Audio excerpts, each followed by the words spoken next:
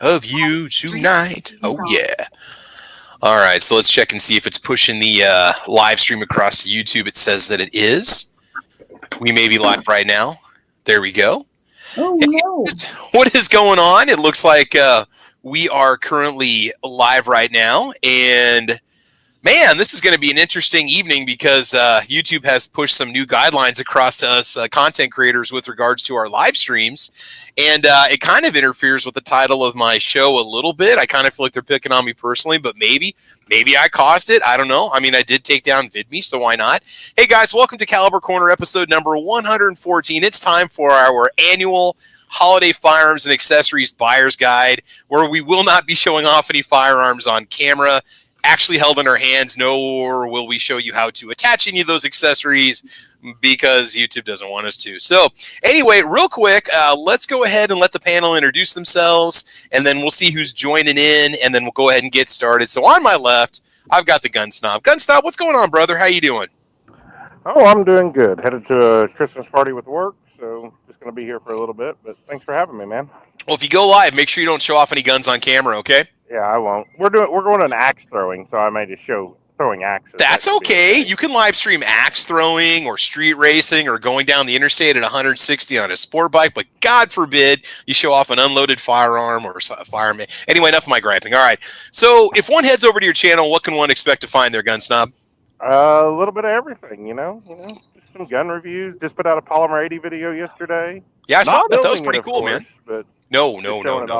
Yeah. And put out a video on the thing we're talking about just a few minutes ago. Yep. And by the way, I want everybody to go over to the Mr. Guns and Gear channel real quick, and I want you to go download his video on the differences between an automatic and non-automatic lower receiver for an AR-15. I highly recommend you download it. It's an incredibly instructional video that I think you can learn a lot from. So, but anyway, moving on. Off to my left, we've got Squibload. Squibby, what's cracking, brother? Hey. Sounds like it's going to be an interesting intro to the show there. Yeah, just a little bit, because it really kind of limits what I can do and what I can do. We'll kind of explain the guidelines to people so you know what not to expect from your favorite live streams, basically from today on out. So, Squib, you gotta give us a little clue here. Any fun content coming up on your channel? You want to give us a little spoiler? I've still got a few coffee reviews in the queue and some rail fanning stuff. There are some gun videos coming. Okay. You know, none of them will be live, obviously. No. But I think that I'm not sure that I'm going to have any firearms related videos until after the first of the year. I'm trying to go ahead and publish videos that I've already made that have just been sitting around for a while. I've got a few projects in the works, nothing special, nothing spectacular, but I have a lot of fun making the videos, and I appreciate all the interaction with people who make comments and suggestions. Actually, I shot a video yesterday that both ideas for the video came from the same person. So hopefully I covered everything. It was an 11-minute video, so hopefully I got it all in one. Were you inspired by Nothing Fancy? No, Patriot in the Dark. Oh, okay. I thought maybe you had like a full-length feature film, gun video that you were doing, and all right, never mind. It was a dumb joke. Hey, so anyway, man, appreciate you being here. Thank you so much. Good to have you. All right, man. And keep the coffee reviews coming. They're a lot of fun to watch, and there's a lot of coffee I have yet to try. So thanks, man. All right, moving on. Off to my right here, we've got Rich White. Rich, what's going on, bro? Hey, how's it going? Doing okay, man. So what's going on with you? Not much. Just did a show last night, which I couldn't do today because of stupid YouTube guidelines. But Well, we think we're okay with our past live streams, but just pretty much from here on out, there's a lot of stuff that we just can't do in our live streams now as of today. So, yeah, fun stuff. So, hey, Rich, if one heads over to your channel, what can they expect to find? What kind of content you got there? Bunch of live shows. There you go. The old catalog of those. There's a couple for produced content videos, but not a whole lot. It's mostly the back catalog of the live show over on Unloaded Media channel. On this channel itself, on the Rich White channel, you'll see a couple of the videos I did when I was back in school. I got one I did on the origins of the probation system in the United States, which is interesting if you're into that kind of thing. Mm-hmm. Then I got one about supporting the Second Amendment, which I did for school. And then there's introduction video that I did back in school where I actually tell a ghost story that happened to a friend of me, a friend of mine and myself as we were walking through a park in Pittsburgh when I was younger. So if you want to check that out, you can check that out over there too. That's on this channel. And again, over on the Unloaded Media channel, that's where you get the backlog of all the live shows from This Week Unloaded. And what time and day of the week can we expect to find your live show? Sunday nights, 8 Eastern-ish, somewhere in that area. Usually between 8 and 9, depends on. Because we do this every darn week. Mm-hmm. I got the show. We're supposed to start at 8. G-Web says it on the Gun Channel schedule is 8:30, and okay. We'll get talking during the pre-show, and we'll totally lose track of time. And it's like, you know what, we could have been talking about this the whole time. Yeah. You know, I think we might just start doing Caliber Corners early, because we were having a great conversation before, you know, the show even started. Of course, we were doing things before the show started that YouTube wouldn't like us to do as of today, but or as of midnight, whenever that all popped up. So yeah, fun stuff. So, all right, man. So appreciate you being here. All right, Gizzard Gary, what's new in your world, brother? New? Oh, I don't know. Gee. Just gonna have to restructure how I do my live show. There's a bunch of snow on the ground outside, but otherwise, it's a wonderful day. There you go. Wonderful day in the neighborhood, right? Wonderful day in the neighborhood. Right. All right, cool. All right, and Gary, live shows. What are you hosting, and where can one find it? What can one expect to find? When are you hosting your shows? Well, I have right now my regular live show is Foul Territory, and that's on Friday nights, 9 p.m. Eastern, 8 p.m. Central, and you'll find a lot of good discussion about gun-related news, gun rights, guns in general, and some fun stuff. We have giveaways. One thing you won't see is any guns in anybody's hand. Nope. We can't do that. So nope, not at all. No. I mean, even though I've got my home defense piece sitting next to me right here, I'm not actually going to touch it or show it off on camera. You probably already know what it is, guys, because I show it off in every video, or at least don't touch that one behind you either. No, those both are going to just sit there. No, I won't. We're not going to touch them because, you know, I don't want to be gone tomorrow. So, yep. God forbid this cause the end of the world. So, all right. Okay. As you can see, a lot of us content creators are just a little bit stunned tonight. So, moving on. Kingpin, what's cracking, brother? No, not too much, Travis. Thanks for having me, man. Good to see you. All right, man. All right. So real quick, let's just see who's joining in. I wanted to wait a little while because sometimes we call it off and we don't have a ton of people here, but looks like we've got Tacos and French Fries, General Relativity, Net Flutter, E-Rock, John 12 Gauge. Let's see, Travis T, Jay Brown's out there, Joe Ziola, Sketchy Roll, Travis T, 2 Live Mook, Ewer, Calaveras 32 Special, 10X Shooters, and Grim 90's out there, Jason Stewart, Mystic Guns, Southpaw, and then it started off with me. So anyway, yeah, real quick, guys. So here's what's going to happen in a nutshell here. So basically, we logged into our YouTubes this evening, our YouTube accounts, and had a little banner going across the top of the stream that said that no longer are you allowed to live stream yourself handling firearms, transporting firearms, selling firearms, which none of us do anyway. If you do that, that could be grounds for a channel strike.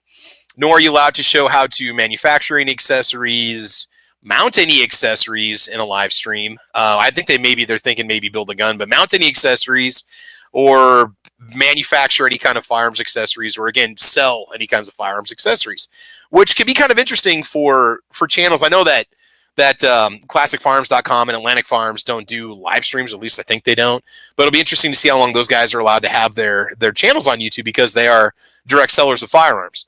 And we'll be talking about some gun deals tonight that you can pick up. But again, we're not selling any items. We're simply sharing information about some of the great prices that are out there. So it's going to be for you to go do what you want to do. Nor are we actually providing any links or anything like that. So Gunsnob, can you you did a great video on this afternoon. Can you maybe explain or clarify what we need to know? I mean, maybe fill in some of the little gaps that I just mentioned here. What are you not going to see in live streams anymore? What's not going to happen? Oh. Anybody else want to join in? No? So what is YouTube's rationale behind this? I don't know if anybody really actually knows. The reason why they don't want us doing this, I guess they see it as being unsafe if you're handling firearms during a live stream, which can be interesting because that means you probably won't see any live stream hunts anymore.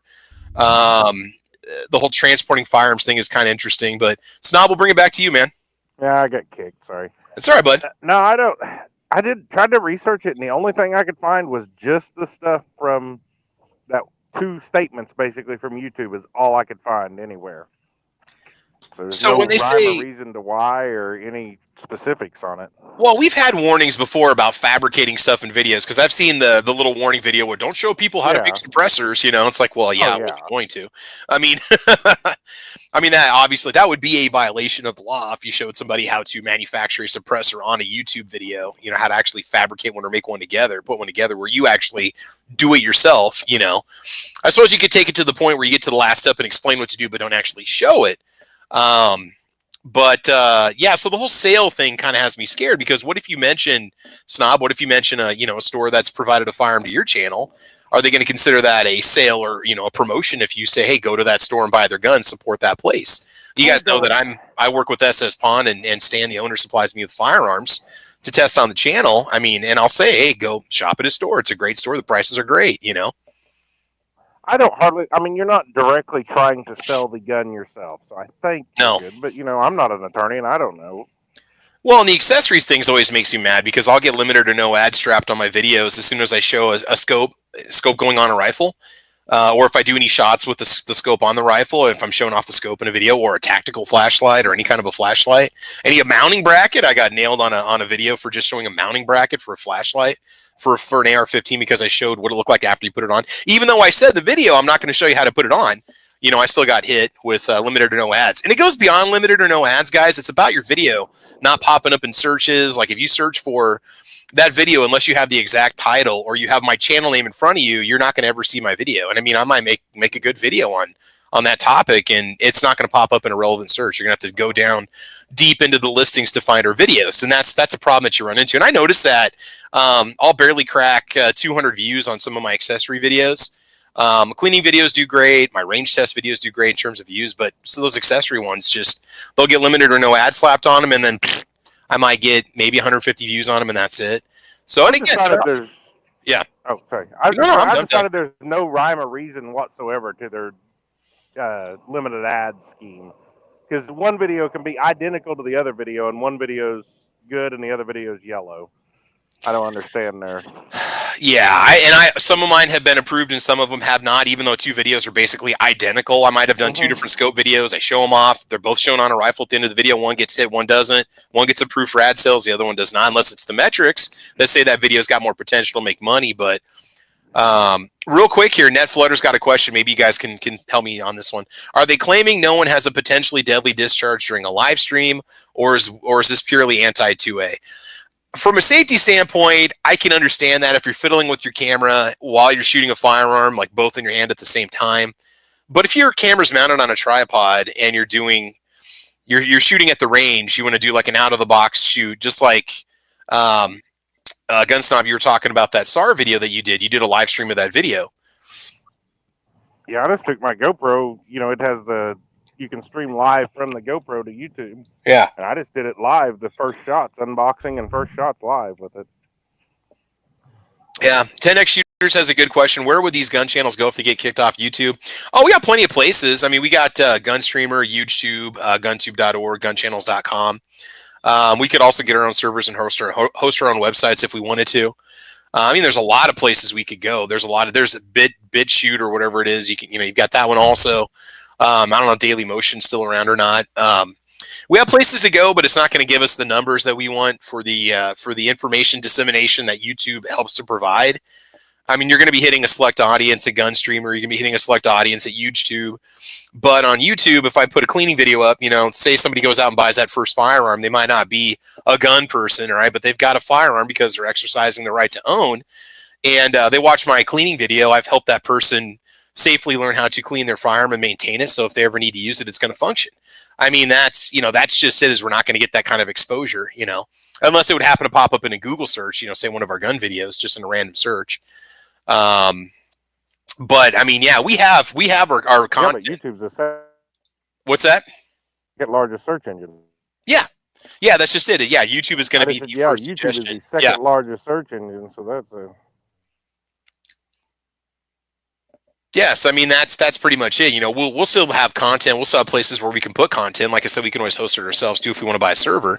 But yeah, no, that's pretty much what's going to happen. So you're not going to see your live streams handling firearms anymore. Or what was the deal with accessories, Gunsnob? We're not supposed to show them or show them being mounted on the firearm, or what? What is it? I don't even understand that.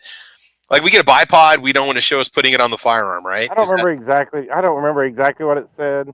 Okay. I think they just don't want. I just think they don't want you handling anything live. I think that's okay. Handling live firearms during handling firearms during a live stream, right? Because yeah, I think they just don't want you showing like how to mount something during a live stream. That's what that was going to. I don't know. You know, your guess is as good as mine. Well, you know, we got a lot of live streams. We got a lot of people that do video builds on firearms. I guess that's not going to happen anymore because they're handling the firearm, right? Now, I mean, the thing is, you could probably put the video up, and you may or may not get a flag on your channel or a strike. But nobody might not report you, so you could have videos up for years. You know? Oh yeah. Where you did a live stream of a video and nothing ever happened to you during that time. So I guess it kind of depends on how big you get. But it'll be interesting to see what some of these bigger gun channels do too. You know, but a lot of them don't really live stream, or if they do, they live stream over on Instagram. You know, I'm thinking about like maybe Mr. Guns and Gear and some of those other channels. Like Iraqi Veteran and Hickok and stuff, I don't think they ever live stream at all, or if they do, I'm not catching it. So, some of the military arms channels. Yeah, that was something I was going to bring up. Mac does live streams on YouTube or not? Yeah, he does. Well, I guarantee everybody watching this podcast that tomorrow does you're going to see a bunch of channels come out and say, "Hey, you're not going to see this anymore because YouTube doesn't want it." And again, their house, their rules. I mean, we'll complain about it for a little while just because it's kind of a shock to our system, especially if you had, you know, a chat plan tonight about firearms and accessories, great deals out there where to save money. You know, I don't know. I'm not sure how it's going to modify the content or what's going to happen exactly, but we'll just keep doing what we're doing, right? Let's see what we have here. Billy, the cab driver, says, Travis, my next gun purchases are going to be a Ruger 1022 and a Mossberg 512 gauge. My concern is new ones are coming with more plastic parts these days. You guys want to chime in on that? What do you think? Are the newer guns a lower quality than, say, the Mossberg 500 from 15 or 20 years ago, or the 1022 from 20 years ago? What do you guys think? I mean, I see differences in the build quality, especially the finish these days on guns. I can't speak to the metallurgy, but what do you guys think? I work in a plastics factory. I can tell you plastic guns are not as good as metal guns. Plastic gun parts are not as good as metal gun parts. That doesn't mean plastics don't have a place, and it doesn't mean that plastics aren't useful in certain environments. But I don't think that they, unless it's something, you know, like a handguard or I mean, it took me a while to come around to plastic magazines. I mean, yeah. You know, and these people will throw around these aluminum mags and they'll go, yeah, these are GI mags and they're crap. And it's like, oh, boy. All right, son, people were using these before you were a thought. Mm-hmm. I don't know. Some plastic parts hold up. They'll hold up for tens of thousands of rounds of use. Some plastic parts will take some abuse despite how much they're outside, how much they're in freezing and heat and get scratched up and scuffed up. And, you know, plastic doesn't really have issues with a salty environment. So if you've got a gun on a boat or something else like that. But overall, though, as far as how tough plastic is, it just doesn't hold up when compared to metal. Now, let's talk for a little bit. Okay, so we say metal. We're getting a lot more MIM parts that are popping up. Metal and what is it? Metal injected, molten injected metal or whatnot. MIM molded parts. I'm not opposed to it because there's been some massive, you know, increases in the technology and the design and production of MIM parts that, in my opinion, I mean, they're going to last. I mean, you're not going to have, you know, the issues that you would necessarily maybe with polymer. I'm not opposed to MIM parts because a lot of our firearms have been shipping with, you know, safety selectors or maybe triggers or hammers that were MIM injected. You know, I think SIG uses MIM parts. Ruger uses MIM parts. You know, I'll be surprised if Glock uses. I highly doubt everything in our firearms these days is, you know, forged tool steel, right? So do you guys have any opinion on MIM at all? I'd rather have MIM than plastic. I agree. But I'd rather have a milled part that's been heat treated than a MIM part. Oh, I don't disagree at all, but I mean, it just seems like anymore we don't have that option unless we swap out those parts, you know? Well, the aftermarket sector, I mean, that keeps them going, right? And it lets you customize your firearm. You may have that nightstand gun that, right, you put 50 rounds through and it's never going to get shot again unless the unthinkable happens, and you don't really care as long as it goes bang when you pull the trigger. And then again, you may have a gun that you use all the time for practice, training, competition, or whatever, and you want the best stuff on there. I think as long as the aftermarket companies step up, I think we'll always be able to. If we don't have any confidence in plastic or MIM parts, I like having the option there to change it out. I mean, I've got plastic crap on my guns. I've got MIM crap on my guns. I've changed some stuff out. Yeah. It's personal preference. I mean, if the gun's been out there for a long time, it's probably going to run. Yeah. It's probably going to run. And if they've got any sort of decent warranty type thing, you can always send them the broken part, and a lot of places will take care of you. So, Tennessee Patriot says, I work in a plastic company. You not believe what we make it out of. I mean, I think that a lot of your polymers, in my opinion, are high quality. I mean, I've yet to actually break anything Magpul. I'm not saying you can't, but I've yet to actually crack a magazine or crack a buttstock or snap a part or a piece. You know, I've had hardware fail for Magpul, screws and nuts and bolts strip, before I've had polymer pieces actually break. So, I mean, I think that polymer is fine, you know, for the most part. A lot of the times you've got metal linings and things like that in your polymer to reinforce it, whether it's a lower receiver or, say, the slide on the new Glock, you know. But, I mean, when it comes to the metal injected molded parts, I'm okay with it from certain manufacturers. I have heard some horror stories about some parts failing on the PT92s on the Tauruses, and I had a PT92 for years. Never had any problems with it, but I've seen broken hammers before and broken snap triggers. So, I mean, these things can happen, but I just think it's going to be pretty rare. So, I mean, I guess to go back to the original question, I'm fine buying modern firearms. I really think that there was less of a bean counter mentality that went into older manufactured firearms. There was a lot more quality that went into the older manufactured firearms. I mean, if you look at your Marlin 336 from 30 years ago or 25 years ago versus now, I mean, they were made from, you know, hammer forged steel or tool steel internals, you know, levers that would never fail, internal parts that would take forever to wear out. Versus now where you're going to get a lot of MIM parts, you're going to get more polymer, you're going to get lower quality finishes and so on, a lot less bluing and more black painting, right? So, yeah, I mean, if you want to get an older one, that's fine. Not that an older firearm couldn't have its problems, but I think you're fine going new or going old, to be honest with you, unless you hear about a gun consistently having a problem. So, there was a question out there. Yeah. As far as milling out parts with automation today and a lot more of the higher technology in the cutting tools and all that, you can have a CNC machine cut precision parts out of tool steel. And yes, I know the carbide bits are expensive, and from time to time it's going to be down for this problem or that problem, and some of that stuff isn't too cheap to maintain, but it can crank something out. You just load up the steel, hit the program, and walk away, and it'll just crank out parts all day.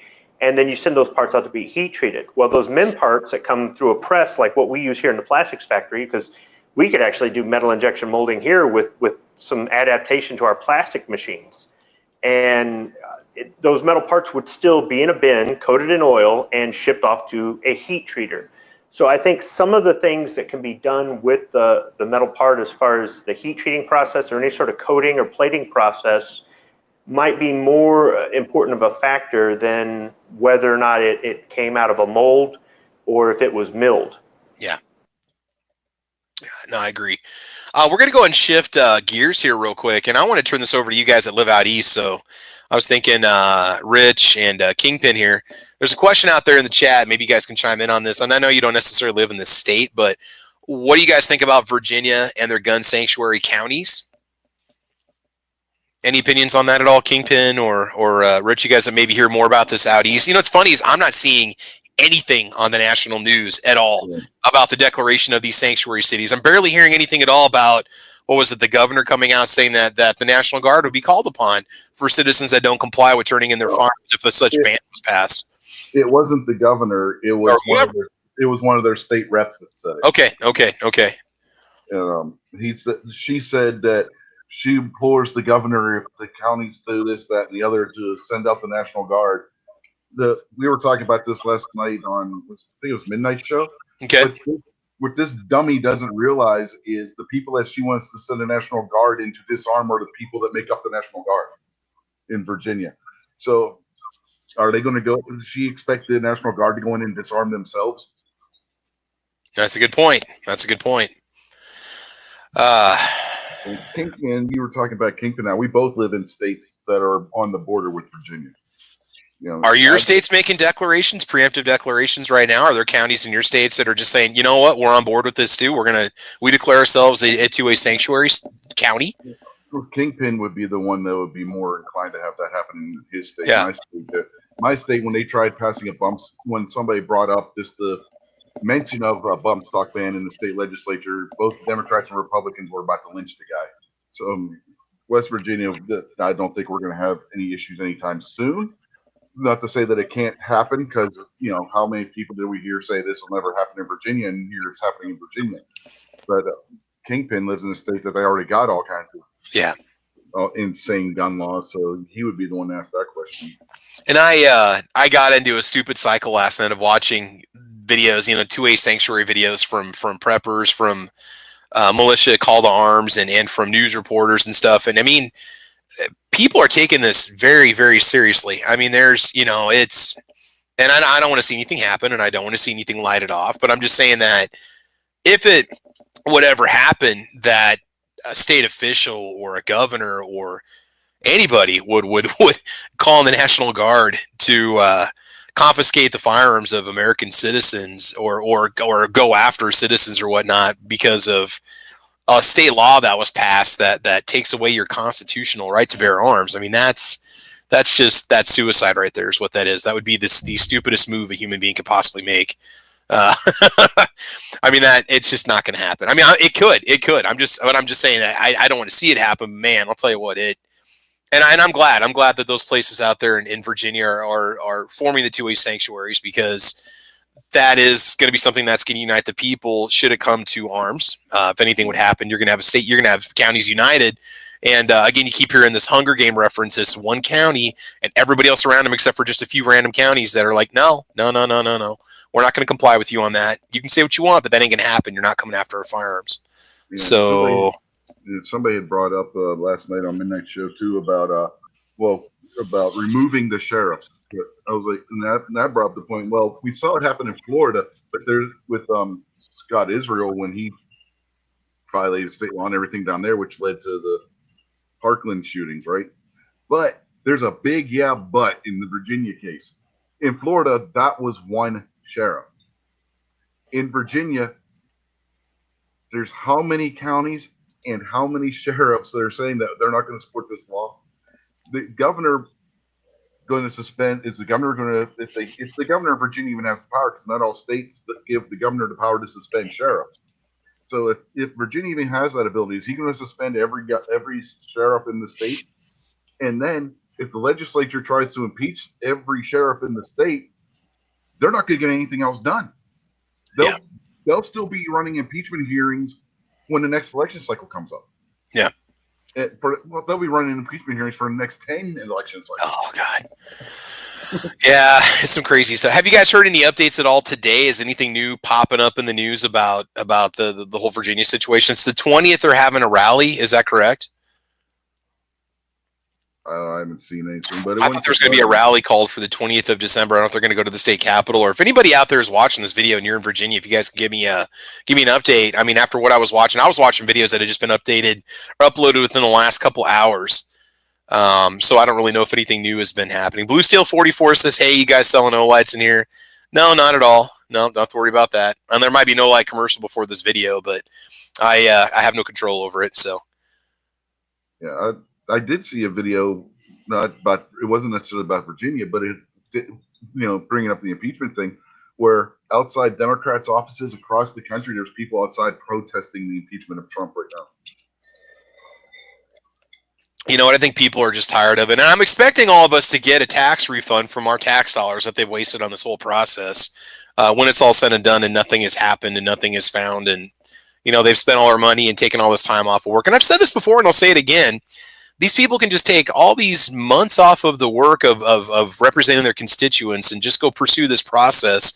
And the rest of the country's doing fine. We're doing great. You know, things are going by. Things are happening. People are working. We're all smiling and happy and stuff. And they're out there doing that. And we're getting by fine without them. I just don't think we need them anymore, to be honest with you. I don't know.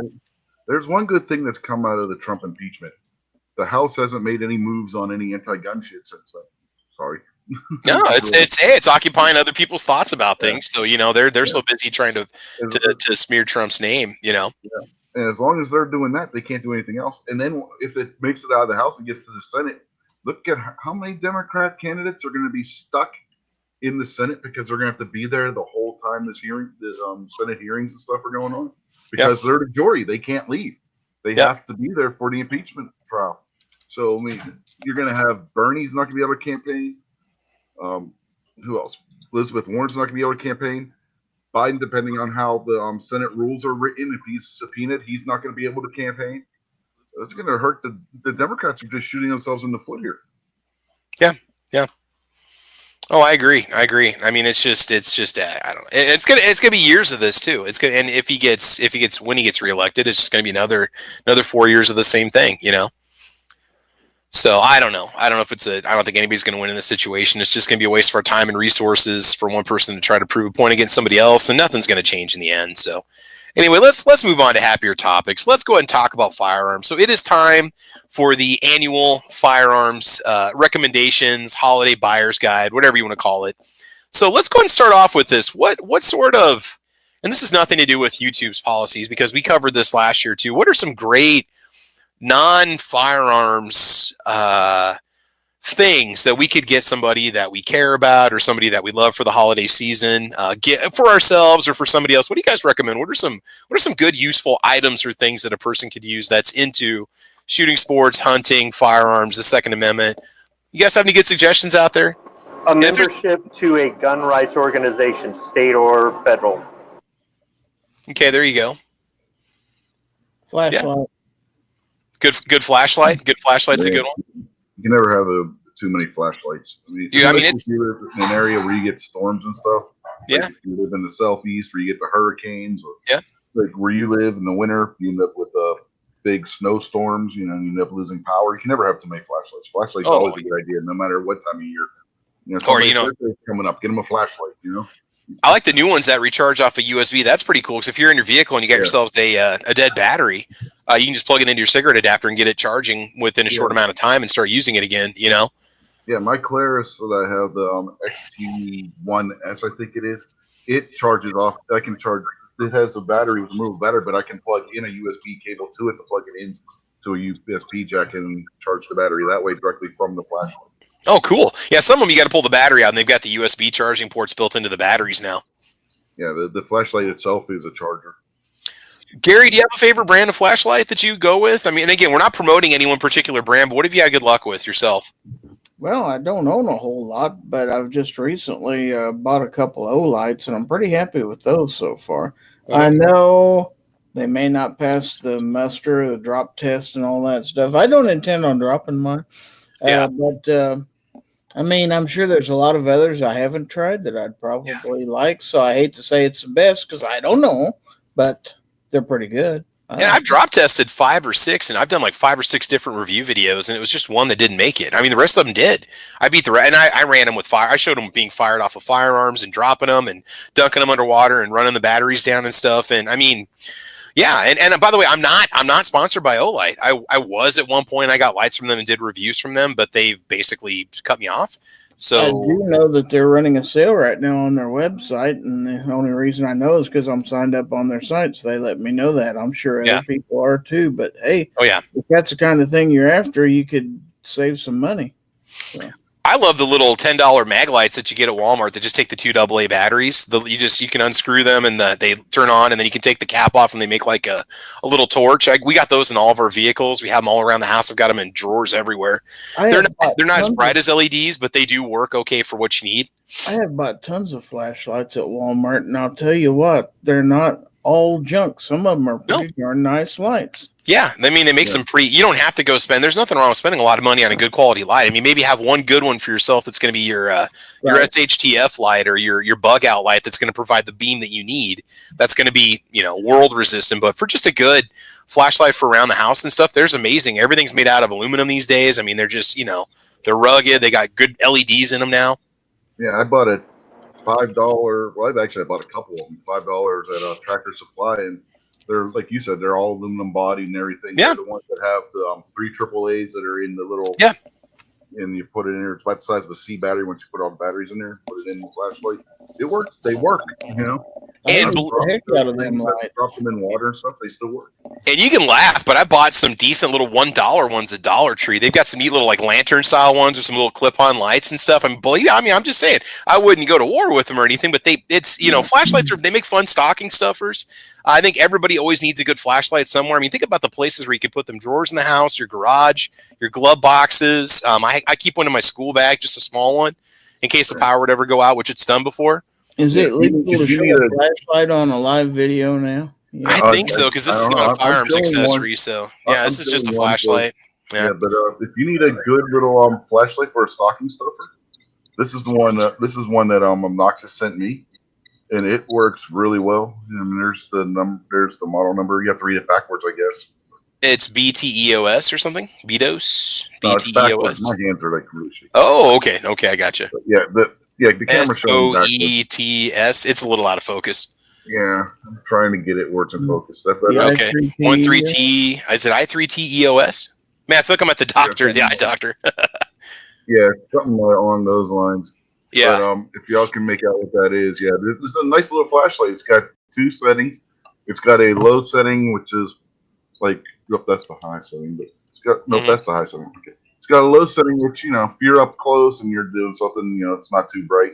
Then I think it's like 20, 30 lumens on the low. Oh, cool. Then you turn it off and you turn it back on, and it goes to the high setting, which is like 135 to 200 lumens. I have one sitting on my desk. I need to go buy another one. Yeah. And again, it's nice little stocking stuffer, and it's got the clip where if you have to, you can. You have like clippy, but you can also clip it on the bill of your hat. Like that's pretty tactical. You might want to watch out there, dude. That might be. As long as we're not showing it on a firearm, we're not violating any policy. So you can flash it on a firearm, you just can't show it off on a firearm. So when I went Obnoxious giveaway a few weeks ago, I don't have a 1911 and I don't have a M92. So he's like, "What do I send you?" He's like, "I don't know. Just surprise me." And this is what he sent me. Hey, that's cool, man. When I opened the package, this is the thing that caught my eye the most because I like flashlights, and I got a bunch of other stuff in there. I got the CZ USA hat. He sent me one of those magnetic pistol holder things. But this is what really caught my eye when I opened the package. Was this out of all the stuff he had in the package? Sweet, man. Hey, we got some good comments coming in here. Southpaw says an EDC flashlight and or knife. I'm assuming we can show off knives in live streams. I guess there's nothing against knives. I mean, we'll find out. If my channel disappears, somebody screwed up. We had membership to GOA. Midnight Range says, if you need a mid-show snack, take a break and order some famous Gary's Crispy Lizard Gizzards. There you go. Yeah, I got an idea for you there, Travis. What's that? If you want to keep your show close to the same name instead of showing guns, you could change it from Caliber Corner to Caliper. Caliper Corner. I've got a caliper. It's actually it's all packaged up for the move. But yes, we could show off our calipers and I mean, I'm sure that I probably get a lot more views on that than I do right now. So I mean, the whole caliper. You can kind of hold it like a gun. Oh, now don't do that. Don't do that, because God forbid somebody mistaken that for a firearm. It looks like an SR 1911 at the wrong angle. So give me a channel strike. So that's the last thing I need. Watch it tomorrow morning. I'll wake up. You show it off flashlights. If I get a channel strike for showing off a flashlight in my video, dude, I just give up. I don't even know where to go. I mean, there's a lot more good comments coming in here. Southpaw says, recently gave a buddy of mine one. Sometimes have extra O-lights with flash sales that happen. Yeah, if you got some stuff sitting around. Midnight Range says, for God's sake, don't show a flashlight live on your show YouTube or hammer ya. Gerber Dime multi-tool and something similar. Mora knives are awesome. Mora knives are pretty cool and cheap. Mine is upstairs, but I've got the Mora Bushcraft knife. And I've got just a basic Mora knife with the stainless steel blade. I think it's Moraniv. Is it Mora knife? I don't know how to pronounce it. I used to call it Morakniv. I have no idea. I just call them Mora knives. But anyway, you can get those for like $12. They've got a little plastic scabbard that they go in. Those are really cool. Glock makes a trench knife that's fantastic. I've got one of those in the drawer around the corner, and it actually, the way it was designed to be mounted on a Steyr AUG. If you've got the standard barrel length AUG, it actually mounts on there. There we go. Squib, what are you showing off there? What do we got? This is just a buck knife. This came I got it at Bass Pro. Came in a package with a smaller buck knife, and it was the package said normally $25, but it was on sale for $20. I went back a week later when the sale was over, and they had the same thing there marked for $19.99. So I don't know if they lowered the price after the sale or what, but there's a smaller knife that comes with it. And this particular buck knife, I guess you can get it directly online from their store in a couple different patterns, including camo, and you can even have a name engraved on it. Now, it's a little bit late to order that and have it shipped in time for Christmas with a name engraved, but that's something to think about for next year. If you know somebody, you want to get them a knife, you want to get them a decent American-made knife, and let's see if I can get to the small one. Because of this, now I'm carrying 3 knives. I never carried multiple knives before, and now I do. The small one that comes with it. So I'll actually be posting a video. Yeah, I know. This one is, I can't even get it in the camera. It's just a little, but I actually made a video about these knives. I just haven't posted it yet. You should have had the tiny hands holding the knife and bring the knife out onto the camera. Another good one are these used to be $3.47 at Walmart, and I think they're maybe $3.99. They're little Ozark trail knives. Dude, I've had this guy for like 4 years, and I've beaten the heck out of this little monster. And man, these little guys just hold up like these are awesome. Little $4 buck. 2 of those. I love those things. Yeah. Oh, the Walmart, the Ozark Trails. They change them every season too. Yeah. Mm-hmm. Yeah, I won one of those from Rick over on Rick's Life IC in one of his giveaways. Oh. And my wife carries it in her purse. She loves the little thing. Yeah, these guys, they got the little flicker on the back so you can flick it out. So, I mean, they're awesome. Yeah. Not spring assisted, but that's fine. I mean, also don't rule out picking up like a nice old timer or Schrade or buck knife from like a pawn shop or a garage sale. If you find a good one, you can maybe refurbish them up and bring the edge back on it. Yeah, Walmart with the old timers right now.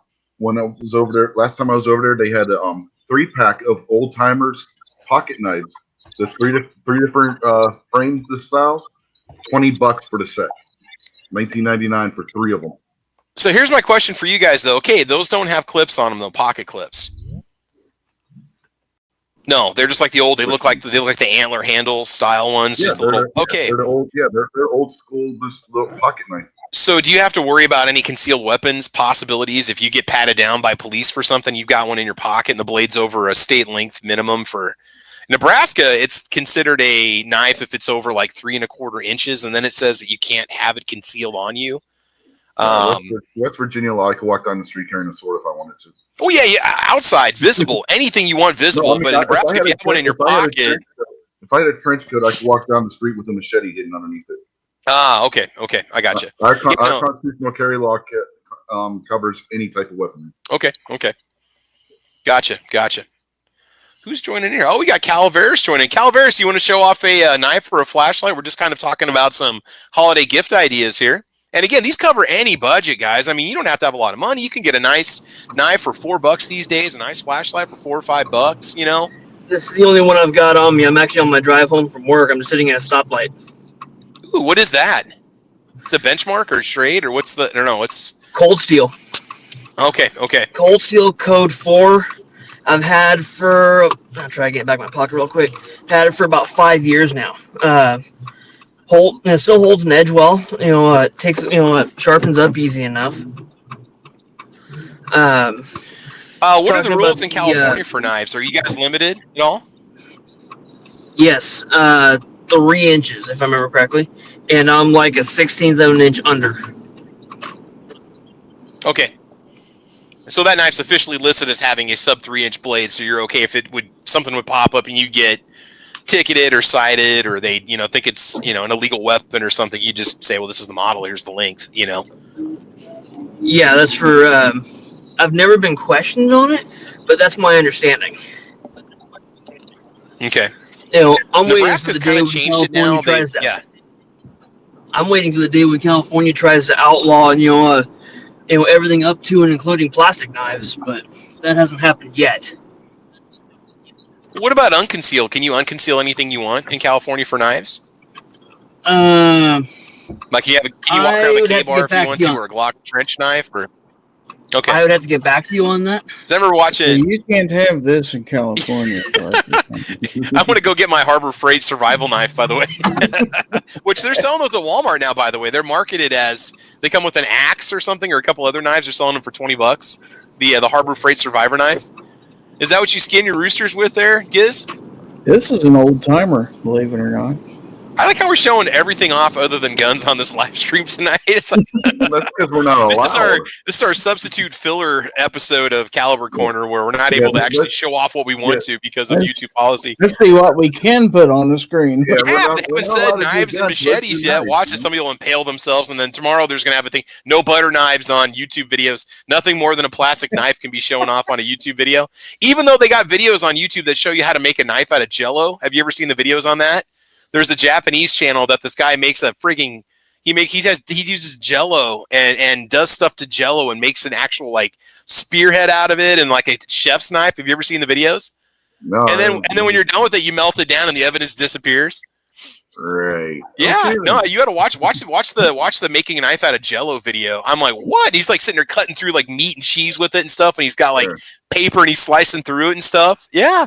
He pours it into like a knife mold. I mean, the thing is crazy. People in the chat were talking about multi-tools. I got this Gerber here.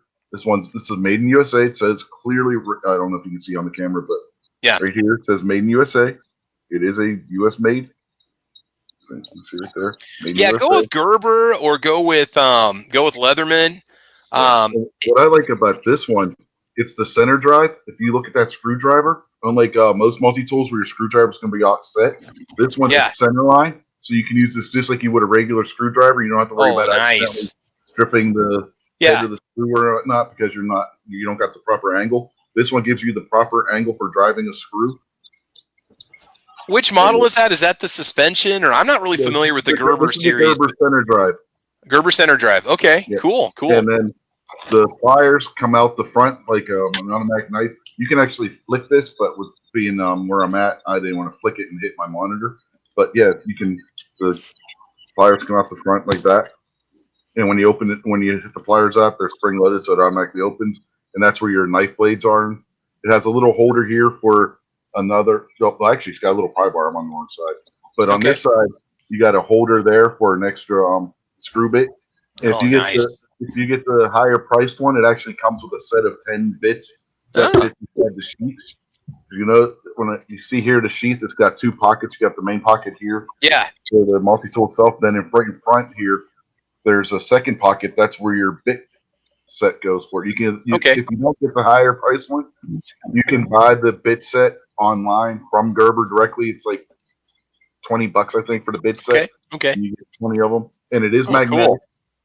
The screwdriver is a magnetic screwdriver, and then they said you got the little pry bar here. You got your and then there's two. How strong is that pry bar? I've used it for I've actually opened a paint can. Okay, that's true because Leatherman I used to have. Leatherman I used to have had a pry bar on it, and that's where I was driving at the time. I had an old air-cooled Volkswagen Beetle. I used it to pop the valve cover spring and snapped it off. Yeah, there are certain things that you could probably do with it. I mean, I wouldn't try anything super stressful on it. If you got like a little nail or something, like a floor tack or carpet tack, something you need to pry out or something, you might be able to do that with it. Like I said, I've opened a small paint can with it. It comes in handy for what it is. Would I use it for any heavy duty kind of tying? No. What's the warranty on the Gerber? I think Leatherman gives you like 20 or 25 lifetime. Okay. Lifetime. Gary, what do you got there? You got is that a Wingman? Yeah, this is a Wingman. Yeah. They're like $25 at Walmart. If you want to get somebody a good gift that's useful, sometimes they come with pouches. Otherwise, the pouches are $4 for them or something if you want to order one. Or you just put it in your pocket. You got a clip if you want it. So if you want something small that you can stick in a tiny spot, the Gerber dime's a great choice. It's a tiny little thing, but it's incredibly useful. Yeah. And that's $15, I think, 15, 20. You can pick up one of these, and they're pretty darn tough. And does that have a belt clip on it? Doesn't have a belt clip. It does have a. It has a little loop. You can put it on a keychain. Oh, cool. Okay. And it's got the bottle opener on it. It's got scissors. It even has, like a Swiss Army knife, it even has a little pair of tweezers that come out of here. Ooh, there you go. No toothpick, though? No toothpick? No toothpick, but I have used these tweezers a time or two. You wouldn't think you would, but you just never know. So I own 2 of these. I really like them, but yeah, the Wingman is my big one for the bigger jobs and stuff like that. And it's a real decent pair of pliers. It does have a belt clip. Yeah, and it's got a really sharp knife on it too. For an inexpensive one, I mean, as far as the Leathermans go, this is on the inexpensive side. Like Walmart sells these. They sell a lot higher dollar ones, but if you want to just get into them and not spend a lot of money, get somebody one of these. They'll love it. I got a rebar that I keep out in my Jeep too. That's a really nice one. If you want nice, heavier duty pliers and tools and stuff, Leatherman rebar is a good one. There's one more thing about this one. The straight edge blade. Yeah. It's one-hand operation from the outside. Oh, that's nice. Yeah, there's a SOG or SOG that I showed off that offers that too. That's really nice to have. Is that spring assisted or not? No, it's not spring assisted. It's just a standard. Just pops out. Okay. Yeah, you open it like it's got the little it's got like the eye on there. Oh, nice. That's my Leatherman Surge. I don't have it on me. It's at the house somewhere, buried probably in the gun room. Different topic. It's one of the heavy duty versions. At least it was advertised a couple years ago, and I bought it as one of the heavy duty, Leathermans. And yeah, it has the same kind of thing where you open it up for the pliers or the knife. The straight edge knife as well as a serrated knife, scissors, and wood saw were all accessible without opening it. But that's where that's awesome. Heck, yeah, Sarge and Obnoxious used that Leatherman to work on Gary's AR, I think, at one point because something wasn't attached right over there at Tulsa. Yeah. Well, this is if I'm going to the range or something. This is what I have on my belt. I carry this on my belt. I've actually used it I've used the little pry bar to get a 22 cartridge that was stuck in the chamber of my Heritage Rough Rider. I just used that and popped it right out of it. I would definitely say a pocket tool, and even if your significant other or a friend already has one, they can always use another one. You can always leave it in the glove box. You can always throw it in your range bag. Squibby, what was that one that you were showing off right there?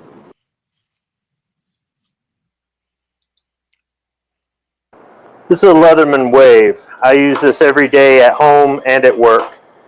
It's got the pliers with the cutters, and this is probably the best tool on it right here. Yeah, not the best camera work, not the best lighting either. This is probably the best tool on it right here is the screwdriver.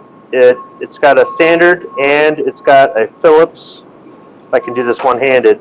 And this little, what the heck, can't even see what I'm doing here. All right, this little Phillips bit here, it looks real low profile. This thing will take out screws that a regular screwdriver won't take out. It's got a little can opener here. It's got a file that you could double as a flathead screwdriver in addition to the flathead on this side. It did have a little pin, had a little pin on there. I broke it off. It's got scissors over here. Where can I get to them without... Can't see what I'm doing here on camera. Well, you can't see them that well, but they're folded up. There's scissors on it too. I have used those before. I'm not going to cut myself here on camera, and then they'll outlaw it.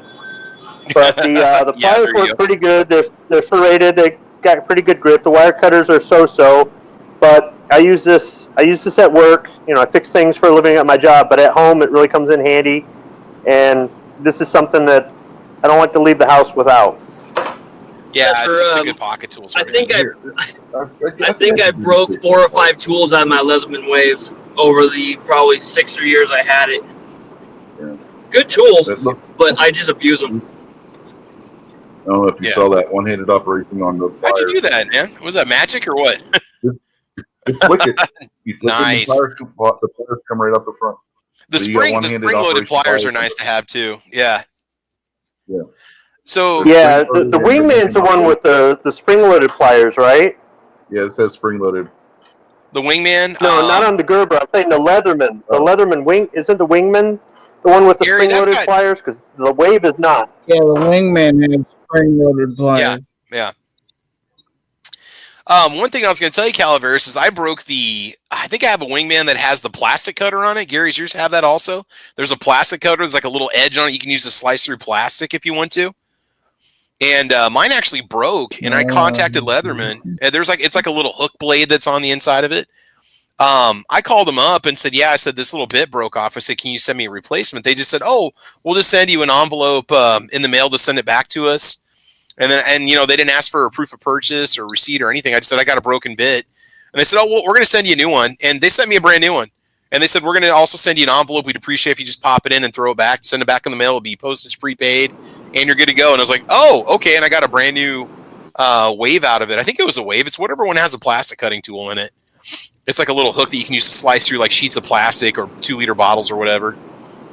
Yeah, that's where. So you're talking about right this right here? Yeah, the little hook right there. Where, what Gary's showing off. Yeah. I have one. I did contact them. It's just been a matter of I need to send it back to them because I've had the box for a little while. I just haven't done it. Yeah, they're very friendly about it. I got right through to somebody customer service. There was no issues at all. So, Squid, what do you got there? If you want a pouch for your multi-tool, you go on Amazon and look up a company called Atlas 45. They have multi-tool pouches. They have all kinds of stuff. It's American-made. Yeah. So if you want to get somebody a quality American-made nylon, it'll fit on a belt, kind of pouch here. Oh, There's nice. a little, see, there's their logo, Atlas 45.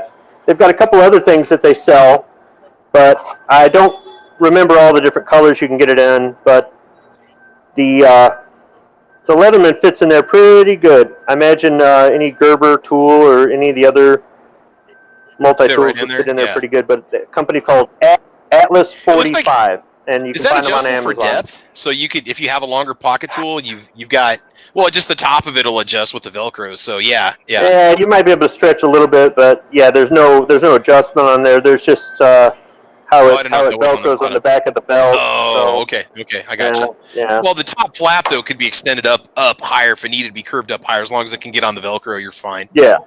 Like, because I'm thinking the rebar might be like an inch longer than that. Yeah.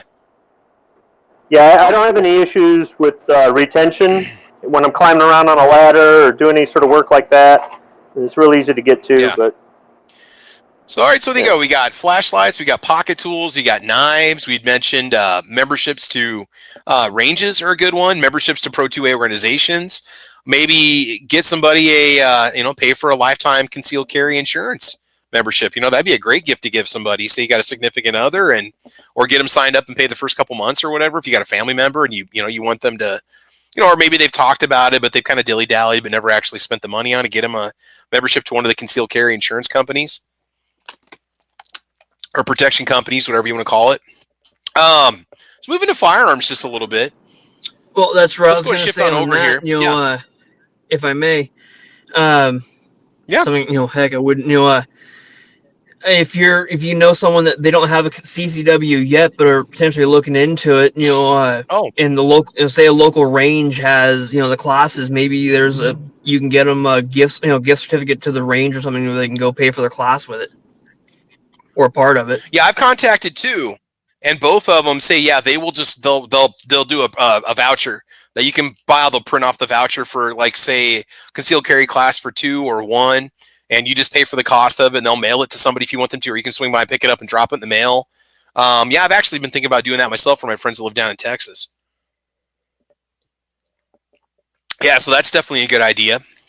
All right, I guess I haven't been watching the comments over there on the chat. I want to apologize, guys. So What's the cheapest one y'all have out of the bunch, Travis P11? Kinky, I missed your question earlier. What are you referring to? Are you talking about pocket tools or what?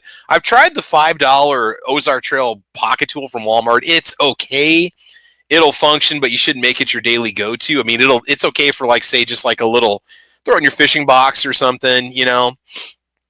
Let's see. I just bought a cordless trimmer to tame my tactical goatee, Yoder says. It just came from Amazon today, and it looks and feels pretty good. It's a DeerCon RFCD F22 Yoder. I think I need a tabletop review that. Why don't you send it to me? I'm just kidding. I'll pick one up myself. Let's see. How much was the Wingman? Oh, I think the Wingman is like $27.99, $25.99. Gary, do you know? They're what, $25 or something? All right. Okay, now Gizzard. Oh, Gary, you're saying they're 50. I was thinking that they were cheaper than that. I looked it up on Walmart's website, and Walmart has it on their website for $59. Were they cheaper than that? I don't remember paying that much. God, I wonder if, well, Walmart doesn't carry it anymore, so maybe I must have picked it up on sale or something. I wouldn't have paid that much for it. I was going to check and see just what they list for. Let's just check elsewhere real quick. Maybe I did. I know you don't want to get their bargain basement ones. No, they're 50. Okay, it says $59.95. Maybe they've gone up in price. I thought you could have got into those for $30. At one point, I thought they had one that was as low as $30. But okay, get a Gerber suspension for $20. Yeah, your Leatherman, that Wingman's going to be pretty much your entry level model. I think they have the Juice, which is the smaller one that you can get. I mean, you can spend whatever you want on a pocket tool. Gerber's offering good, you know, definitely a competitive pocket tool for about half the price of Leatherman, especially if the Gerber has a lifetime warranty on it. It's got good ratings on it. There's the Leatherman Micra for $29. And then Leatherman does make like some AR-15 specific ones too that have certain tools on them for maintaining your rifle on the field. Yeah, the Surge is $133. The Mutt EOD is $169. Yeah, then there's the Leatherman Signal. So, yeah, I mean, man, there's so many of them, but really you can't go wrong. I mean, you know, if anything, just pick one up, and if the person you're buying it for already has one, they're going to appreciate having another one. I mean, I would never look a gift horse in the mouth and say, you know, oh, no, I don't want another pocket tool. Please don't, you know. Let's see, pocket tools, y'all heard about. I will say this about the Gerbers. What's that? Yeah, go ahead. The Gerbers, at least the ones I own, tend to be painted, you know, black, red, blue, stuff like that. Yeah, the paint's gonna come off of them when you use them. So that's one thing I like about the Leathermans is they tend to be unpainted. So yeah, I mean, if you use it much or keep it on the chain, it's gonna get banged I just looked up the center drive that I was showing you guys with the bit set on Amazon. It's $85. Okay. So I'm looking at one here from Kinky Sphincter, the Byberry. They make a gardening multi-tool. It's got the hand pruner in it, 5-in-1 multi-tool folding scissors, 420 stainless steel pruning shears for tree trimmers. I'll tell you what right now, the Byberry gardening pocket tool. It's got a knife blade on it. It's got a saw. It's got a prune on it. If you guys are homeowners and you've ever got to do yard work outside or you're working on trees and stuff, man, I usually end up having to grab a knife or go grab the pruners anyway. I mean, seriously, if you got a lot of foliage you got to maintain on your property, I mean, yeah, I've never heard of Byberry before. Byberry, I think is what it is. $18.99 over there on Amazon, so it comes with a pouch. That's pretty cool, man. That would definitely be nice. It's a heck of a pair of scissors, too. Having some shears with you. Yoder says, what's your email address? Just send it to thecalibercorner@gmail.com, Yoder.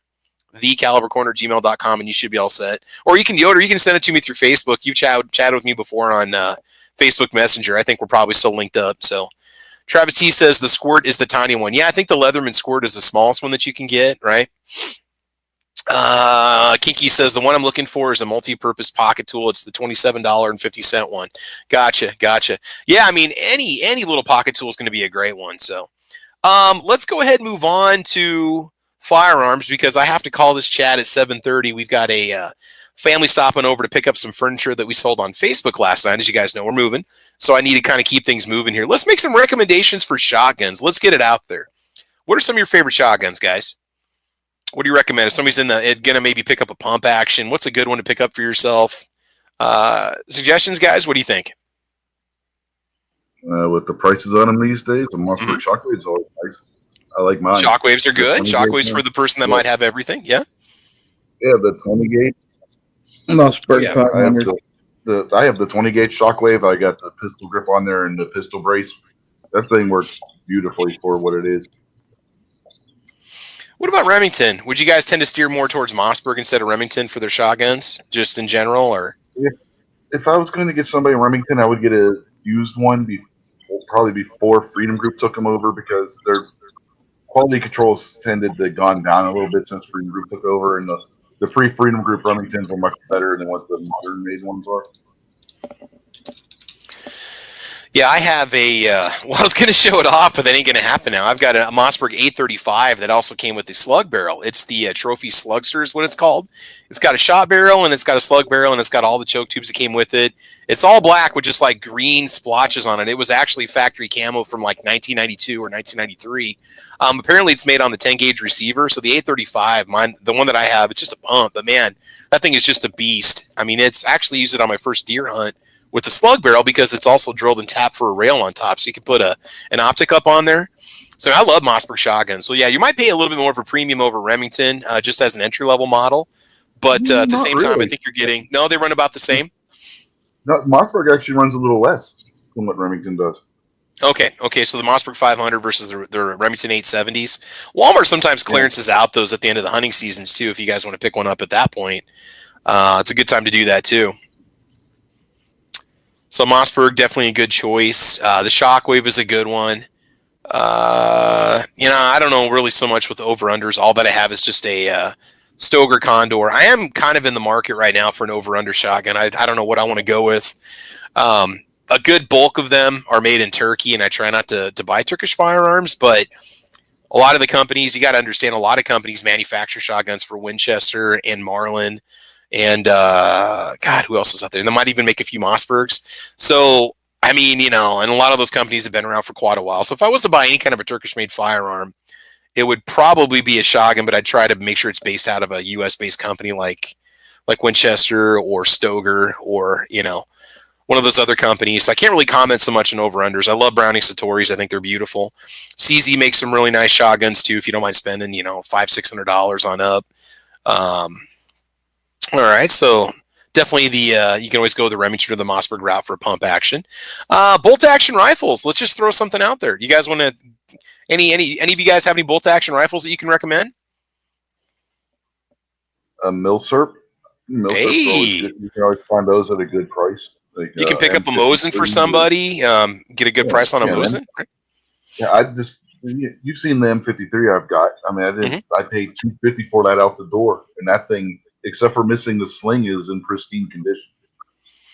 Yeah, maybe you got a buddy, you want to get them into Milsurp. See if you can maybe find a project Mosin to work on, or you can just find a good deal on one, or just take some cash to your next gun show. They might be listing it for $350. You might be able to pick it up for $300 or less, because they're definitely going up in price. But especially if you look into pawn shops, because most people overlook going to pawn shops look for firearms.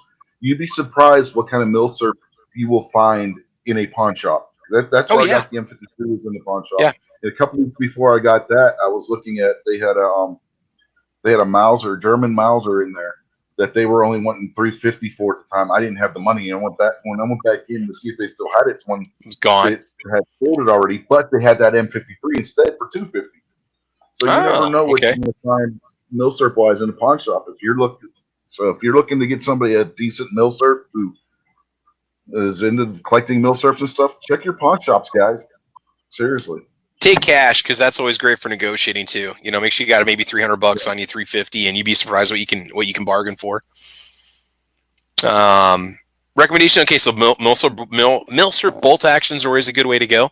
Me personally, I would say anything from the Ruger American series is going to be solid. I've got the Ruger American Ranch series, 762 by 39, and I've talked about it a million times. They're around $425, but they're just fantastic rifles. Cold hammer forged barrels. The magazines can vary. Mine takes the mini 30 mags. They chamber that Ruger Ranch rifle or the Ruger American rifle in like several different calibers. Mine has a little 16-inch barrel, and it's also threaded. No iron sights, unfortunately, but it does have a pick rail up on the top of it. And that's probably my overall favorite rifle out of everything that I have, because it's just fun, man. Adjustable trigger. It's got a bedded. It's got this thing called the power block stock, so it simulates free floating and bedding. Like it's the way that the receiver bolts into the stock. It purposely floats your barrel, so you don't have to worry about sanding it and bedding it and doing stuff like that. I've also got a Mossberg Patriot, which very entry level, but there's absolutely nothing wrong with it. I've got a Patriot in 6.5 Creedmoor. You can many times get those with an optic for, what I think I paid, I want to say $299 or $275 for my 6.5 with a cheap scope on top. And I was mainly just buying it for the mounts and rings and everything, so I can put a different optic on it. So yeah, you really can't go wrong with a Mossberg Patriot. If you don't know about caliber, that's another thing. Is like we're talking about gift buying here. If you're getting one for yourself, I would say for the heavier hitting calibers, like say 30-06, maybe go for a wood stock instead. But that's just me personally. I don't know. Any other suggestions, guys, for bolt actions? What do you think? Ruger Precision and 338. There you go. Yeah, the Ruger Precisions are awesome. I took one out in 6.5. Absolutely love it. Yep. Now, Garage Guy says, "Oh, go ahead." I was gonna say, yeah, you get these are around 1,500, and they're fully kitted out. The only thing you gotta do is add an optic to it. And you got, what it basically amounts to being a sniper rifle, and it's got the fully adjustable stock. Are we allowed to show this on? I don't know if I can screenshot this or not. No firearms accessories. I don't know if you can show them not mounted. I would just say leave it off for now. I don't know. It's a picture. So oh, okay. If it's a picture, that's different than actually showing it off on in your hands. Apparently, yeah, so yeah, I can't afford $1,500 rifle. Yeah.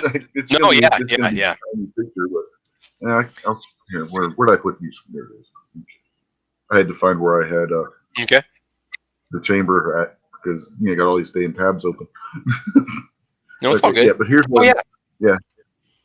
See, you put an optic on there. It's 1,500, but 338 Lapua rifles. You could spend a lot more than that on a precision rifle like this one.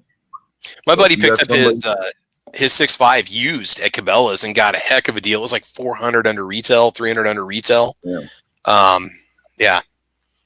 Yeah, if you got the budget and you got somebody that's into really high powered rifles, there's a good option for you. You're going to pay a heck of a lot less than you would for like a Barrett or one of those other really high end rifles, and get one that's just about as good. Okay.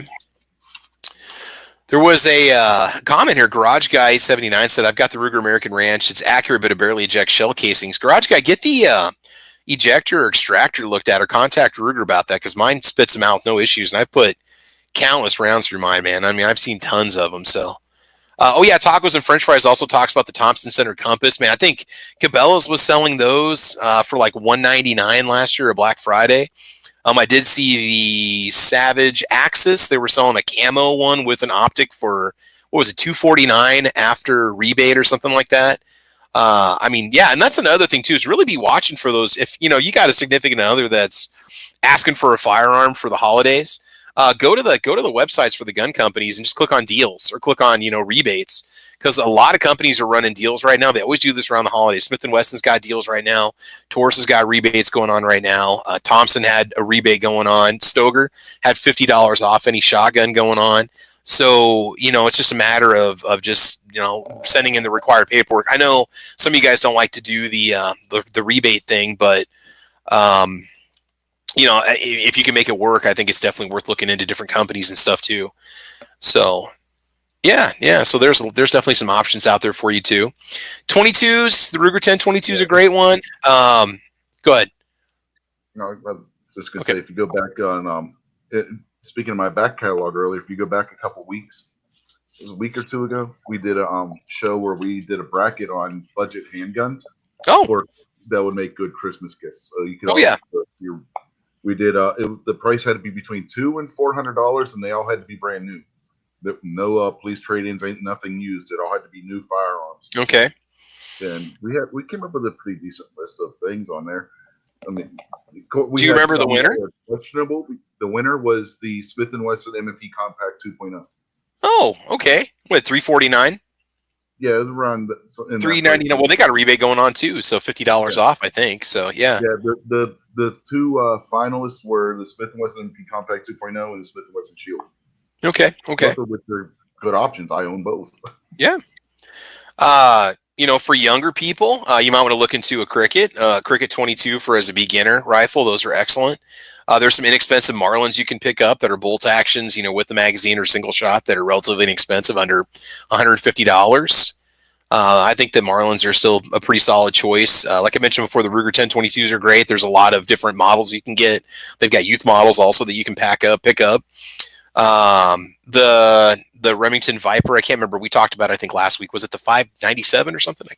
Whatever it was, the Remington Viper, or just the new version of the Remington Viper, the 22 semi-auto is a great 22 to pick up.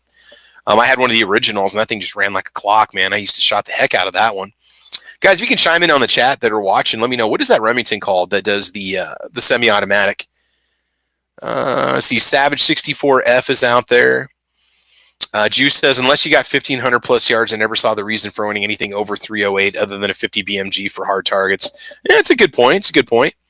Our range goes out to 2,000. So we got a lot of guys that take out 338 Lapua. Even 6.5 guys are stretching it out there too. Let's see here. William Keller says, might as well kill the cameras and call it gun radio. Let YouTube freak out wondering what's in your hands. Yeah, there you go. Ruger Gunsight Scout. Yeah, that's pretty sweet too. Rolling Trip says, I want a Ruger in 300 Blackout to suppress. Yeah, because they make the Ruger Ranch in 300 Blackout threaded barrel. I mean, I'm biased towards it because mine runs really well. Billy the cab driver says, Smith & Wesson SD9 VE would be an excellent budget entry level 9mm. Yeah, you can get them for, I've seen them. I bought mine. I've got two. So my first one did have some issues. I bought one many years ago. I don't know, when they first, 5 or 6 years ago, I bought one. Was having trouble going into battery, was having issues. I ended up replacing the plastic guide rod and spring with the stainless steel model from Galloway, and it ran like a champ after that. Sold it a little while later, bought another one used for, I think, $199. It came with 4 mags, bought it from SS Pawn. And I replaced the guide rod in that, even though it didn't need it. I just did that anyway as a habit, and that thing runs great. I'm very accurate with it. I'm used to the trigger. It's very comfortable in the hand. You've got a pick rail on it. It's got nice 3-dot sights on it. And you can get the SD9 VE in 3 different finishes. You can also get it in 40.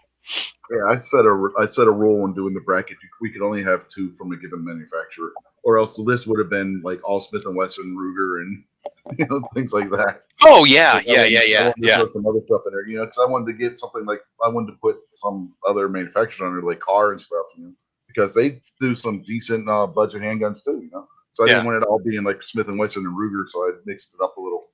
I did put a Sky on there, but it was the higher end Sky that was over $200. And yes, Sky does make handguns that cost over $200, guys. Oh yeah, they got the red dot model now that's around $300 that you can get. They've got one that's got the crimson trace on the top of the slide. So yeah. Yeah, and I had the Taurus G2C, but it was the one with the night sights, and those are over $200 if you get the one with the factory night sights. So, okay. Scott P79 says, does it count if I bought a Walther P38 for $350? Absolutely. That's great.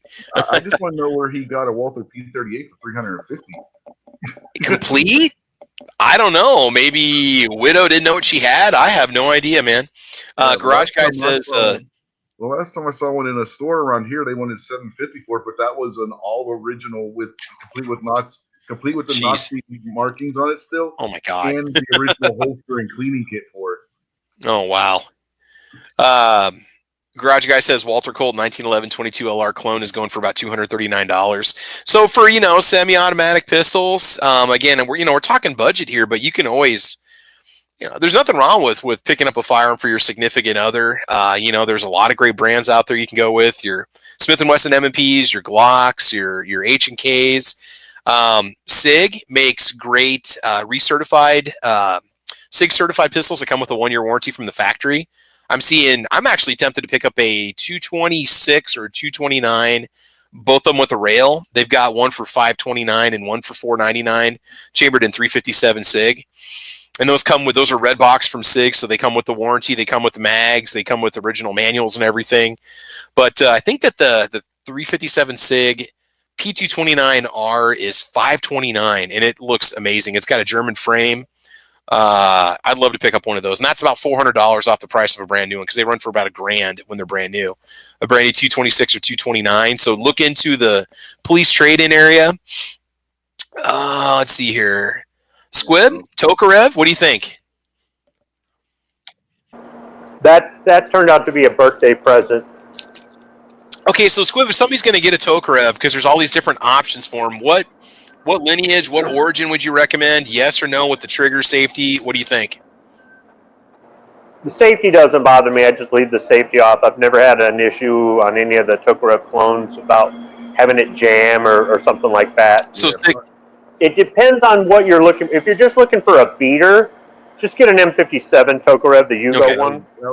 Mags are plentiful, and they're one of the cheaper ones around. And there's nothing wrong with it. They hold one extra round compared to the others. If you're looking to collect, and you're trying to keep everything as I guess milsurp as possible. If you're trying to keep you're trying to get all the accessories and whatnot. I'd say the Polish TTC is the one I've had the easiest time getting authentic Polish parts for, or like the matching holster, the matching belt, the matching, whatever. So cleaning rod, things like that. But it's the ammo. It's a 7.62 by 25. Your local store is probably not going to carry that. You're probably going to have to order that, and it's not cheap. So you might go, hey, look, man, I got this M57, blah, blah, blah, yeah. And then you look everywhere and you can't find shells. And now you're paying shipping to get them in, and you're paying, depending on, upwards of $25 a box. Yeah, our Cabela's carries Red Army Standard brand, and I don't know what the price is for a box, but it's probably like 15 for a box of 50. I'm guessing. I'd have to look and see what they have listed on the website. But the nice thing about those handguns is they're $200. And I honestly, after reading enough reviews I spend so much time on Classic Firearms website reading reviews and looking at what they sell and stuff, and it seems like it's 50-50 for people that spend money on handpick getting an awesome one versus not. There's a lot of one-star reviews on there, and I'm glad Classic doesn't delete those. They will respond to those one-star reviews and say, hey, send it in, let's work with you. As far as things like the surplus ammunition, it's available. It comes and it goes, but it's not really that expensive for the surplus ammunition. But the primers are corrosive, and you can't reload the brass. Well, I should say you can if you swage out the military, the Berdan primer pocket, and you swage it out, and that's a whole nother tool, and blah, blah, blah. It's just, it really just depends on how far you want to go. It's one of those, hey, look, I got a good deal on it, but now everything else is either hard to get or expensive. Yeah. Because it can happen. You can find an antique, like my Martini Henry. When I got that, I got that as a gift, and it's a $500 gun. They had it marked down to $350. My wife bought it for me for my birthday, and then get it back home and start doing the research. Come to find out, nobody makes shells for it, and one brass case for it. The case is $6 or $8. We could have got one and just shot it and reloaded it and shot it and reloaded it. And it's black powder, and black powder reloading is different than smokeless powder. You cannot have an air gap in there, so you've got to cut wads, and you've got to pack it with like felt with beeswax in it and all that. It's just, I'm not saying it's impossible to do. It's just, it looked like a good deal at the time, and that's the same thing you can find with your Tokarev. You'll get that Tokarev, and something breaks or you lose it or something like that, taking it apart, and then go try to find parts for it. They're out there, but they're not easy to find. Now, I will say the springs are easy to replace. Wolf does sell all the springs for those, but you may have a hard time finding mags. Those come and go as well. So, and there are two versions that are chambered in 9mm. You could go that route. Then you're paying less for ammo. You are not going to find mags for those. They've got the M70A in 9mm. I've got one of those. Comes in a nice plastic case, brand new production. And those mags are available from time to time. The M88 is the short version of it. So it's like a compact, like about the size of a Colt Commander. And that's also 9mm. Good luck finding mags. That one's even harder to find mags for sometimes. But when they are available, jump on them. If you've got one of these guns and somebody does have mags, jump on it because they'll dry up. So I would probably stay away from that unless you're really into milsurps. Another option is the Beretta Model 81s that are for sale over at Classic for $200. You want something, 32 ACP. the Polish PPS 43Cs. They have those also by Pioneer Arms for $379. So there's a lot of good options out there. Yeah, there's something else about the Yugos that Squid was talking about. If you get one, because they have the trigger safety and they don't have the thumb safety, you can actually replace that trigger, the trigger with the trigger safety, with the standard style trigger, and you'll have one that looks more like what was actually the issue pistol, if you want that look. Mine don't have a trigger safety on it. Your Yugo doesn't have. No, they have ones now. If you look over on Classic, they're bringing some in that instead of having the thumb safety, they have a trigger safety instead. Yeah, you can get them. Yeah. Oh, okay. All right. Maybe I've got an older one. Well, no. My Yugo's brand new production. Mine wasn't a surplus one. It was one of the ones the Tava's making new. I don't know. Yeah, they've got it listed on here. Maybe they got two different kinds, or they retrofitted them with that or something for import. Yeah, laws. they got the M57 TTs with trigger safety, and those just started coming in. I want to say within the last couple months, maybe, or at least I've only seen them on Classic's website for the last couple months for $229. I think it's like a year or so that they've been bringing those that I've seen them. But you can actually get the Yugos that have a trigger safety on them now instead of having the thumb safety. So you can actually convert it back to standard military issue format on them. That's cool, man. What else was I seeing there? Scott, was it Scott you saying that? Or Scott P79 says PPU makes 762 by 25 hollow points. So there you go. Zastava USA for mags, and yes, they have the 9mm mags. Yeah, there you go. Because they also made those. You could also get those Zastavas or those. I don't know what was the Tokarevs that were chambered in 9mm. What's the model? Were those also an M57? But they were just M57 9mm. I mean, you don't really. That's M70A or an M88A. Okay. Because those are getting a little hard to find online. Just, in general, you tend to see the 762 by 25s being advertised. You got a lot of options there, too. Other stuff to consider for people, ammo is always a good thing. Targets are always a nice thing to pick up. Cleaning supplies, if you kind of look around and see what your dad or significant other or mom or whatever uses when they clean their firearms, or what kind of targets they always take out. It's always nice to pick those up as good little gifts. Ammo boxes are always useful. Cases, pretty much everything you see in back of me that I can't show off on camera in my hands, you could want to pick up if you want to. Magazines are always great too. I mean, I always tell my mom, like, just pick me up an AR mag if you want to get something, I got the 300 Blackout magazines for my 300 Blackout pistol. I really like those for Magpul, so those are nice too. And you can sometimes get those mags on sale for $7.99 on places like Palmetto State Armory, which is really cool. Oh, there you go. The trigger safety. Yeah.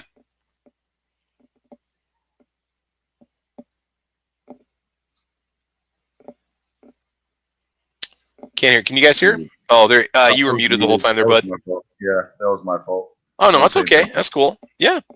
If you can get an aftermarket trigger, because Yeah, but you can see it's got the trigger safety. You can just replace that trigger and put the military issue trigger in there, and you have one that looks just like it came out of somebody's holster over there when in their duty holster. So if you want to go that route, that's something you can do with with the latest import ones, and they are CNR eligible. Yeah. And just a disclaimer, we didn't show you how to change anything, nor did we show you the part itself. We just talked about it. So we're not actually violating YouTube's new terms of policy. So, but if you look, you can actually see where the hinge pins into the trigger, and where the little blade is right there. Yeah, little blade goes right there. So if you do swap that out, you want to be very careful when you're, clearing that thing. Yeah, because you're not going to have you take that trigger safety out of there, you're not going to have manual safety. You'll be relying just on whatever passive safeties are built into the gun at that point. Yeah, that's something you do have to be aware of. And these are single action, if I remember right. So keep that in mind too, guys. Cool.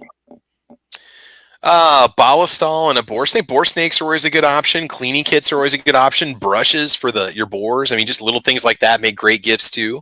And a lot of times you can pick this stuff up on clearance, especially at the end of the hunting seasons, and a lot of your sporting goods stores and places like that too. So, hey guys, unfortunately, I'm going to have to call it because, like I'd mentioned before, as you know, or maybe you don't know, we're moving. So we are selling a lot of our stuff on Facebook and things like that. We got a family stopping over to pick up some furniture, and they're going to be here shortly. So I'm going to go ahead and call it. So real quick, let's let the panel go ahead and give us their outros. Hopefully we gave you some good ideas. Man, if anything, a good flashlight knife or multi-tool makes a great gift for anybody. Doesn't matter what it is. It's going to be appreciated. You don't have to spend a lot of money on them. There's a lot of great gifts, or you can spend a lot of money on them if you want to. I mean, any more, you spend whatever you want. So keep that in mind. So real quick, let's go ahead and let the panel go ahead and give us their outros. So Kingpin, anything you want to say, brother? Oh man, good conversation. I learned a lot of stuff listening to you guys. So thanks for having me, man. Well, hopefully it wasn't too expensive for you, because now you're going to be like, oh man, I got to go get a new pocket tool now. I need to go get another flashlight now. Well, I stole Squibby's credit card at the beginning of the show, so there you go. Well, they got YouTube videos on how to do that, but that's not dangerous enough to get banned. So All right, Squibby, anything you want to say, bro, before we go? If he's buying stuff from Classic Firearms or Midway USA or something like that, I'm not going to notice a fraudulent charge. So you would know. You should have said that. No. You're like, where did I spend $37.50? Oh, it doesn't matter. I probably bought some powder a month ago. Yeah. It's another thing I've forgotten about. Yeah. Honey. Yeah. Thanks for the invite, and everybody. Everybody who's out there trying to get last-minute shopping deals, I mean, good luck. Oh, yeah. There's still plenty out there. There's a lot of places you can go, and a lot of places are offering free shipping right now, too, if you spend $40 or $50, which is awesome. All right, man. So, Rich, anything you want to say before we go, bro? Yeah, like you were saying, I mean, if you got the money, there's something you can, or not. If you're broke, you can still find something in a knife, flashlight, or multi-tool even that will fit whatever budget you have. So get there and look around, folks. The quality of things these days aren't bad. I mean, I got a cheapo out the front automatic knife that I bought at my local gun shop for $35. It cuts just as well as anything else I have. Nice. Yeah. Right on, man. And thanks for the invite, Travis. Cool. Appreciate you being here, man. Thank you. Yep. All right. And Gizzard Gary, anything you want to say before we go, brother?